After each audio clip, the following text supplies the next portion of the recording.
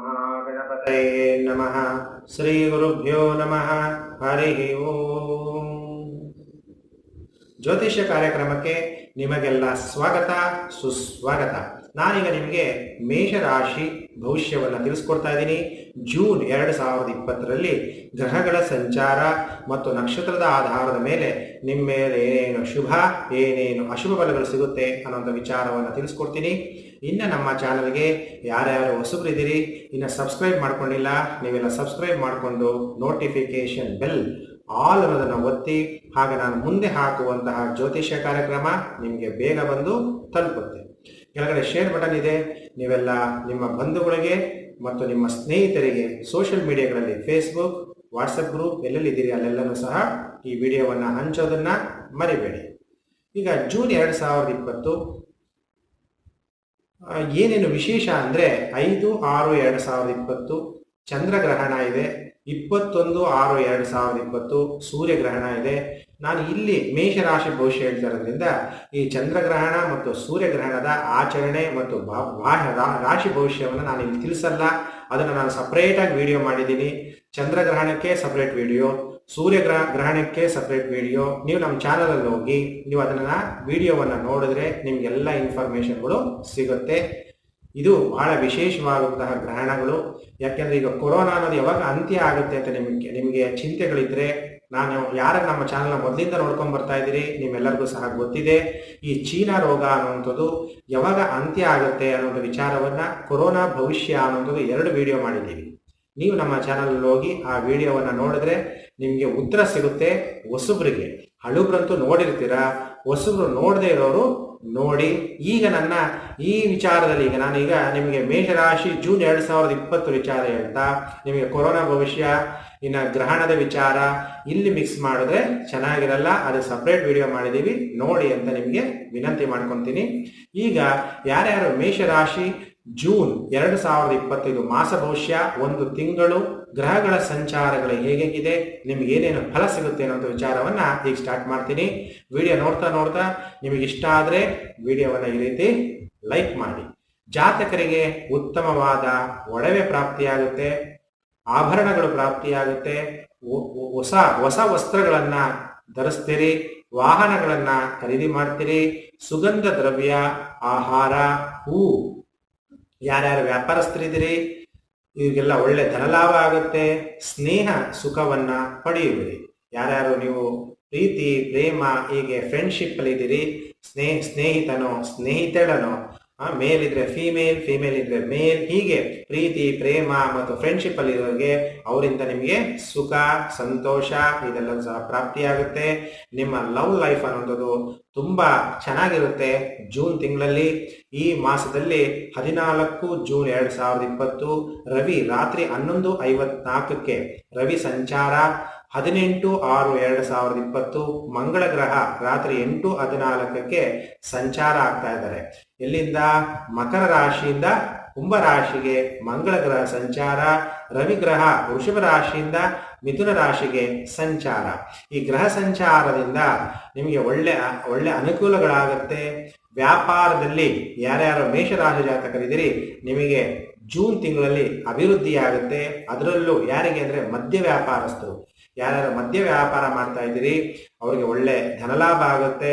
ಮತ್ತೆ ಇನ್ನು ಅಲಂಕಾರ ವಸ್ತುಗಳು, ಕಾಸ್ಮೆಟಿಕ್ಸ್ ಅಂಗಡಿಗಳು, ಮತ್ತೆ ಹೂ ವ್ಯಾಪಾರಸ್ಥರು, ಹಣ್ಣು ವ್ಯಾಪಾರಸ್ಥರು, ಬ್ಯೂಟಿ ಪ್ರಾಡಕ್ಟ್ಸ್ ಮಾರಾಟ ಮಾಡುವಂಥವ್ರು, ಮತ್ತೆ ಇನ್ನು ಮ್ಯೂಸಿಕ್ ಅಲ್ಲಿ ಆಸಕ್ತಿ ಇರುವಂಥವ್ರು, ಪೇಂಟಿಂಗ್, ಇನ್ನು ಡ್ಯಾನ್ಸ್, ಲವ್ ಲೈಫ್ ಚೆನ್ನಾಗಿರ್ತದೆ. ಈಗೆಲ್ಲ ಲಾಕ್ಡೌನ್ ಏನೋ ಓಪನ್ ಆದರೆ ನಿಮಗೆಲ್ಲ ಸಿನಿಮಾ ಇಂಡಸ್ಟ್ರಿಗಳಲ್ಲಿ ಯಾರ್ಯಾರು ಕೆಲಸ ಮಾಡ್ತಾ ಇದ್ದೀರಿ, ಕೆಲಸ ಇಲ್ಲದೆ ತೊಂದರೆಗಳಾಗಿರುವಂಥವ್ರಿಗೆ ಅನುಕೂಲಗಳಾಗುತ್ತೆ. ಉತ್ತಮ ಸ್ತ್ರೀ ಜೊತೆ ನಿಮಗೆ ಸ್ನೇಹವನ್ನು ಬೆಳೆಸುತ್ತೀರಿ. ಸುಖ ಭೋಗಗಳನ್ನು ನೀವು ಈ ಮಾಸದಲ್ಲಿ ಜೂನ್ ತಿಂಗಳಲ್ಲಿ ಪಡೆಯುವಿರಿ.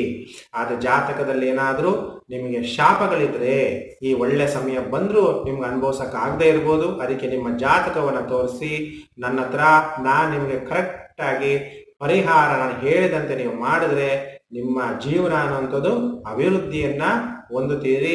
ಪ್ರಾರಬ್ಧ ಕರ್ಮಗಳ ಪರಿಹಾರವನ್ನ ಮಾಡ್ಕೋಬೇಕು.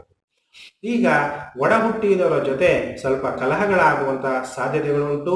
ಜೂನ್ ತಿಂಗಳಲ್ಲಿ ಒಡ ಹುಟ್ಟಿದವರ ಜೊತೆಗೆ ಸ್ವಲ್ಪ ಹುಷಾರಾಗಿ ಇರಬೇಕಾಗುತ್ತೆ.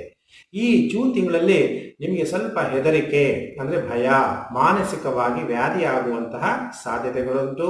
ನಾನು ಪಾಸಿಟಿವ್ ಹೇಳ್ತಾ ಇದ್ದೀನಿ, ನೆಗೆಟಿವ್ ಹೇಳ್ತಾ ಇದ್ದೀನಿ. ಸಕಾರಾತ್ಮಕ ಮತ್ತು ನಕಾರಾತ್ಮಕ ಎರಡೂ ಸಹ ಜೀವನದಲ್ಲಿ ಬಂದೇ ಬರುತ್ತೆ. ಜೀವನ ಚಕ್ರ ಅನ್ನೋಂಥದ್ದೇ ಹುರುಳ್ತಾ ಇರುತ್ತೆ. ಹೊಸದು ಹಳೇದು ಇದೆಲ್ಲ ಬರ್ತಾನೆ ಇರುತ್ತೆ ಜೀವನದಲ್ಲಿ, ಸುಖ ದುಃಖ. ಅದಕ್ಕೆ ನಾನು ಎರಡು ವಿಚಾರವನ್ನ ಹೇಳ್ತೀನಿ.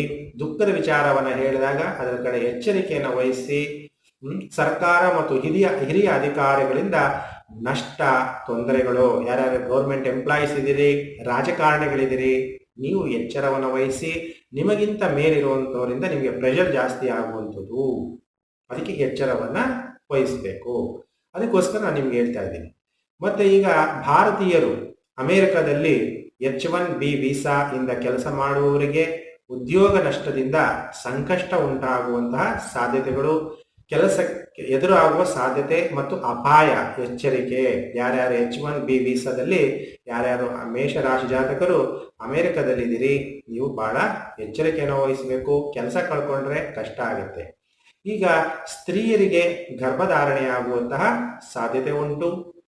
ಯಾರ್ಯಾರು ಮೇಷರಾಶಿ ಜಾತಕರಿದ್ದೀರಿ, ನಮಗೆ ಮಗುನೇ ಆಗ್ತಾ ಇಲ್ಲ ಗುರುಜಿ ಅಂತ ಇದ್ರೆ ಈಗ ನಿಮಗೆ ಅನುಕೂಲಗಳಾಗುತ್ತೆ.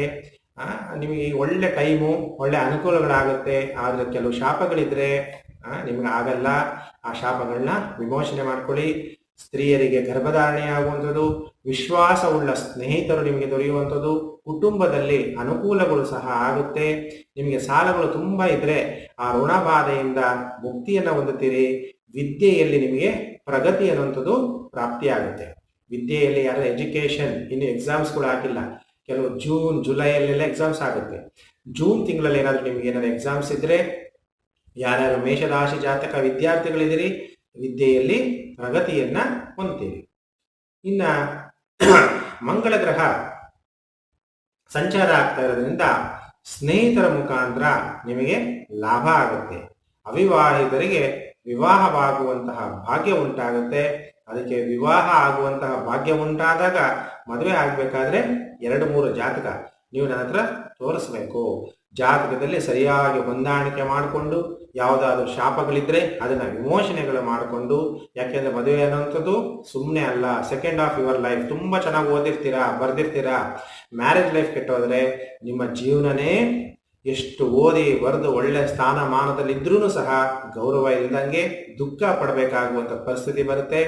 ನಿಮ್ಮಿಬ್ಬರ ಆರೋಗ್ಯ, ವೈವಾಹಿಕ ಜೀವನ, ಮದುವೆ ಆಗಿದ ತಕ್ಷಣ ನೀವು ರಿಚ್ ಆಗ್ತೀರಾ, ಬಡವರಾಗ್ತೀರಾ. ನಿಮ್ಮ ಆರೋಗ್ಯ ಹೇಗಿರುತ್ತೆ, ನಿಮ್ಮ ಮಕ್ಕಳ ಜೀವನ ಹೇಗಿರುತ್ತೆ, ಮಕ್ಕಳಾಗ್ತಾರ ಇಲ್ವಾ, ನಿಮ್ಮ ಮದುವೆ ಮಾಡ್ಕೊಂಡ ಮೇಲೆ ಲಕ್ಷ್ಮಿ ತರ್ತೀರಿ, ನಿಮ್ಮ ಮನೆಗೆ ಬರುವಂತಹ ಲಕ್ಷ್ಮಿ ನಿಮ್ಮ ಮನೆಗೆ ಹೊಂದ್ಕಂತಾರ ಇಲ್ವಾ, ಅಥವಾ ನೀವು ಸ್ತ್ರೀ ಆಗಿದ್ರೆ ಎಂತ ವರ ಸಿಗ್ತಾನೆ, ನನ್ನ ಜೀವನ ಪೂರ್ತಿ ಸಂಗಾತಿಯಾಗಿ ಇರ್ತಾನ, ಮಧ್ಯದಲ್ಲೇ ಅವಳ ಅಲ್ಪಾಯು ಇದೆಯಾ, ಆಯುಷ್ ಗಟ್ಟಿ ಇದೆಯಾ. ಬರೀ ಸಾಲಾವಳಿ ನೋಡಿ ಮದುವೆ ಮಾಡ್ಕೋಬಾರ್ದು. ನೀವು ನನ್ನ ಕೇಳದೆ ಮದುವೆ ಮಾಡ್ಕೊಂಡ್ರೆ ನಾನಂತೂ ಜವಾಬ್ದಾರಿ ಅಲ್ಲ. ನೀವು ನನಗೆ ಜಾತಕ ತೋರಿಸಿ ಸರಿಯಾದ ರೀತಿಯಲ್ಲಿ ಮದುವೆ ಮಾಡಿಕೊಂಡು ನೀವು ಸುಖವಾಗಿರ್ರಿ ಅಂತ ನಾನು ಮೇಷರಾಶಿ ಜಾತಕರಿಗೆ ಬಯಸ್ತೀನಿ. ಹೀಗೆ ನಿಮಗೆ ಸ್ನೇಹಿತರ ಮುಖಾಂತರ ಲಾಭ ಆಗುವಂಥದ್ದು, ಅವಿವಾಹಿತರಿಗೆ ವಿವಾಹ ಭಾಗ್ಯ ಮತ್ತು ಪುತ್ರರಿಲ್ಲದೆ ಇರುವಂತಹ, ಮಕ್ಕಳಿಲ್ಲ ಅಂತ ಬಳಲ್ತಾ ಇರುವಂಥವರಿಗೆ ಪುತ್ರ ಸಂತಾನ ಆಗುವಂಥದ್ದು, ಭೂಮಿ ವ್ಯವಹಾರದಿಂದ ಲಾಭ ಆಗುತ್ತೆ. ಯಾರ್ಯಾರು ರಿಯಲ್ ಎಸ್ಟೇಟ್ ವ್ಯಾಪಾರ ವ್ಯವಹಾರಗಳು ಮಾಡ್ತಾ ಇದ್ರಿ, ನಿಮಗೆ ಸ್ವಲ್ಪ ಈಗ ವ್ಯವಹಾರಗಳು ಮಾಡಕ್ಕೆ ಅವಕಾಶಗಳು ಸಿಗುತ್ತೆ. 18 ಜೂನ್ 2020 ಕೈಗೊಂಡ ಕಾರ್ಯಗಳಲ್ಲಿ ನಿಮಗೆ ಶಾಂತಿ ಮತ್ತು ಜಯ ಪಡೆಯುತ್ತೀರಿ. ನೀವೇನೇನು ಅನ್ಕೊಂಡಿದ್ದೀರಾ ಹಾಗೆ ಅದೆಲ್ಲ ಕೆಲಸ ಕಾರ್ಯಗಳು 18 ಜೂನ್ 2020 ಚೆನ್ನಾಗಾಗುತ್ತೆ, ಚೆನ್ನಾಗಾಗ್ತೀರಿ. ಏನಾದರೂ ಕಲಹಗಳಿದ್ರೆ, ಜಗಳಗಳಿದ್ರೆ, ಯಾವ್ದಾದ್ರು ವಾದ ವಿವಾದಗಳಿದ್ರೆ ಅದರಲ್ಲಿ ನಿಮಗೆ ಜಯ ಅನ್ನುವಂಥದ್ದು ಮೇಷರಾಶಿ ಜಾತಕರಿಗೆ ಜಯ ಪ್ರಾಪ್ತಿಯಾಗುತ್ತೆ. ಈಗ ಮೇಷರಾಶಿ ಜಾತಕರಿಗೆ ತಂದೆ ಮತ್ತು ತಾತನಿಂದ ಲಾಭ ಆಗುವಂತ ಸಾಧ್ಯತೆಗಳು, ತಂದೆ ತಾಯಿಯ ಬೆಂಬಲದಿಂದ ನಿಮ್ಮ ಆದಾಯ ವೃದ್ಧಿ ಮಾಡಿಕೊಡುತ್ತೀರಿ. ಅಂದ್ರೆ ಯಾರ್ಯಾರು ಮೇಷರಾಶಿ ಜಾತಕರಿದ್ದೀರಿ, ನೀವೇನಾದ್ರೂ ನಿಮ್ಮ ಆನ್ಸಿಸ್ಟರ್ಸ್ ಅಂದ್ರೆ ನಿಮ್ಮ ತಂದೆ ಏನ್ ಮಾಡ್ತಿದ್ರು ಅದೇ ವೃತ್ತಿ ನೀವು ಮಾಡ್ತಾ ಇದ್ರೆ, ಈಗ ತಂದೆ ಫ್ಯಾಕ್ಟರಿ ನಡೆಸ್ತಾ ಇದ್ರು ಅಂದ್ರೆ ನೀವು ಫ್ಯಾಕ್ಟರಿ ನಡೆಸ್ತಾ ಇರ್ತೀರಿ, ನಿಮ್ಮ ತಂದೆ ರೈತರಾಗಿದ್ರೆ ನೀವು ರೈತರಾಗಿ ಕೆಲಸ ಮಾಡ್ತಿರ್ತೀರಿ. ಆ ಥರ ನಿಮ್ಮ ವೃತ್ತಿ ಇದ್ರೆ ಅವರ ಬೆಂಬಲ ನಿಮಗೆ ಸಿಗುತ್ತೆ ಮತ್ತು ಅದರಲ್ಲಿ ಆದಾಯನೂ ಸಹ ವೃದ್ಧಿ ಆಗುತ್ತೆ.